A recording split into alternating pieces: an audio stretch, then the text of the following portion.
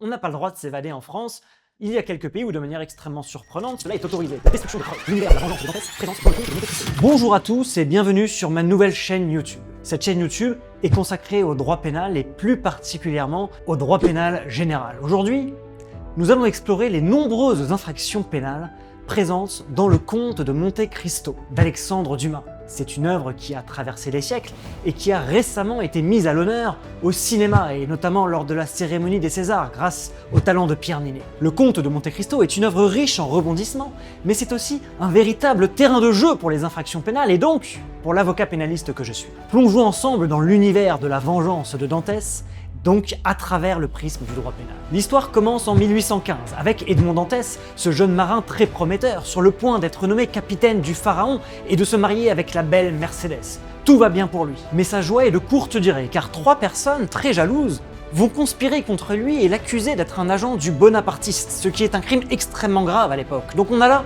un premier délit, le délit de dénonciation calomnieuse. Il s'agit d'accuser quelqu'un à tort dans le but de lui faire du mal. Et donc Edmond Dantès va se retrouver arrêté et va être conduit devant Villefort, le procureur. Le procureur pourrait l'innocenter car il a un élément pour l'innocenter, mais il va décider de détruire la preuve qu'il pourrait l'innocenter pour protéger son père. Et donc là on a une deuxième infraction, la destruction de preuves. C'est une infraction qui consiste à altérer ou à supprimer des éléments de preuve pour entraver la justice. Et donc malgré l'absence de preuves extrêmement tangibles, Dantès va être emprisonné sans procès équitable.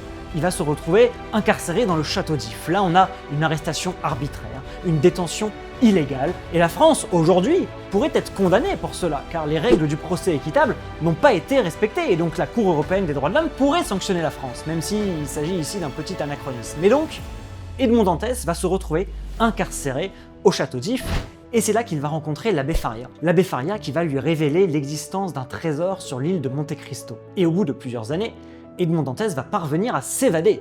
L'évasion, là aussi, est un délit en droit pénal. On n'a pas le droit de s'évader en France. Il y a quelques pays où, de manière extrêmement surprenante, cela est autorisé, car on considère qu'une personne emprisonnée a le droit de vouloir sortir. Mais en France, c'est interdit. Et donc, Edmond Dantès, suite à son évasion, va sortir et va commencer à préparer sa vengeance. Et pour cela, il va utiliser de nombreux mécanismes, et notamment l'usurpation d'identité. À de nombreuses reprises, il va se faire passer pour quelqu'un d'autre, se maquiller, se déguiser. Et donc là, on a faux et usage de faux, usurpation d'identité, il va falsifier des documents, tout ça pour tromper autrui.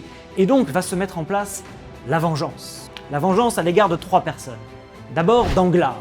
Danglars, c'est le coéquipier jaloux du succès d'Edmond Dantès qui est banquier. Il devient banquier et donc lorsqu'il sort, Edmond Dantès, le comte de Monte Cristo, décide de manipuler habilement ses finances. Il l'attire dans un piège et lui offre une opportunité d'investissement dans des actions totalement fictives, ce qui va finir par ruiner Danglars financièrement.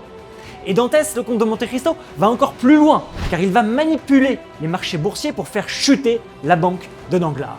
Là, on a plusieurs infractions. On a d'abord, bien sûr, l'infraction d'escroquerie. C'est le délit lorsque l'on trompe quelqu'un pour obtenir un avantage financier. On a aussi la manipulation de cours, ce qui est une infraction bancaire. Et enfin, le délit d'extorsion, puisqu'il va jusqu'à lui prendre et lui soutirer ses sous à la fin lorsqu'il sera ruiné. Donc la première vengeance est réalisée. On passe à la deuxième vengeance qui concerne Fernand. Fernand, c'est le cousin d'Edmond Dantès qui était aussi amoureux de Mercédès et qui était promise à Edmond Dantès. Et donc, c'est pour cela que Edmond Dantès va vouloir se venger également de Fernand. Alors comment il va faire pour se venger?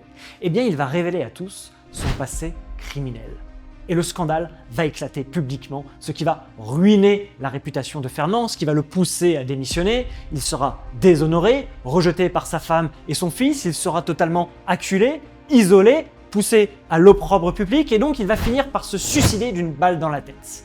Si toute cette machination était découverte, Edmond Dantès pourrait être poursuivi, voire condamné pour incitation au suicide, même si dans ce cas, l'acquittement se plaide. On passe à la troisième vengeance.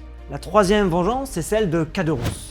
Caderousse, lui, il était contre le complot, mais il n'a rien fait pour l'en empêcher. Mais Edmond Dantès veut quand même se venger, et pour cela, il va utiliser une méthode subtile et calculée. Il va commencer par se faire passer pour l'abbé Busoni pour gagner la confiance de Caderousse, usurpation d'identité.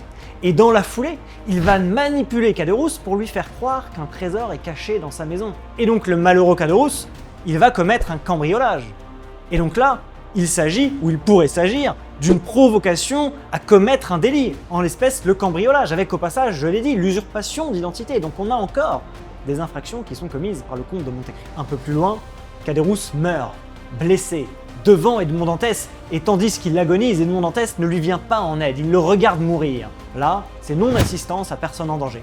Encore une infraction pénale. Mais donc, une fois qu'on a vu les 3 personnes qui ont fomenté le complot, il reste une personne auprès de qui Edmond Dantès doit se venger, c'est Villefort. Villefort, souvenez-vous, l'avocat général qui a détruit la preuve, et là, il va essayer de mettre en place le crime parfait.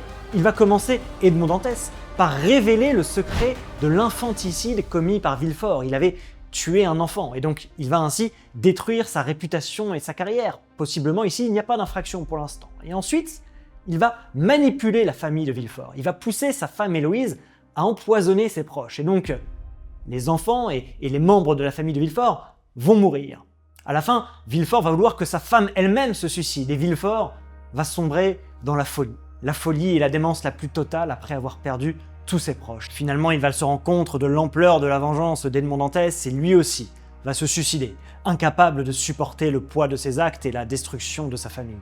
Et donc, Edmond Dantès parvient à anéantir Villefort sans jamais directement se salir les mains. Le crime parfait? Non, car en poussant la femme de Villefort à empoisonner sa famille, il se rend coupable au mieux d'incitation à commettre un crime et au pire de complicité d'assassinat. Car il faut préciser qu'Edmond Dantès s'entoure dans cette affaire. Il n'est pas le seul à se rendre coupable d'infractions pénales, et il a des complices. Bertuccio, Haydée, qui pour l'aider dans sa quête de vengeance, vont eux aussi se rendre coupables donc de complices de comte de Monte Cristo. Ils seront complices car ils l'auront aidé à commettre un crime ou parfois un délit. Eux aussi pourront être poursuivis pour leur rôle dans cette affaire. Et voilà, nous avons passé en revue les principales infractions pénales qui jalonnent le comte de Monte Cristo. Bien sûr, tout cela est un peu anachronique, car nous parlons de textes qui sont en vigueur aujourd'hui, appliqués à des faits d'un autre siècle. Et je précise par ailleurs qu'à l'époque, ils n'ont pas l'ADN, ils n'ont pas la téléphonie, ils n'ont pas la vidéosurveillance, donc tout cela serait très différent, et pour inculper le comte de Monte Cristo sans tous ces éléments de preuve, ce sera extrêmement difficile. J'espère que cette vidéo vous a éclairé sur ce chef-d'œuvre littéraire et cinématographique que vous avez pu découvrir sous un autre angle. Si vous avez repéré d'autres infractions que je n'ai pas mentionnées et que j'aurais omises, c'est toujours possible, n'hésitez pas à me les partager en commentaire. À très bientôt pour plus de vidéos à la croisée du droit et de la culture.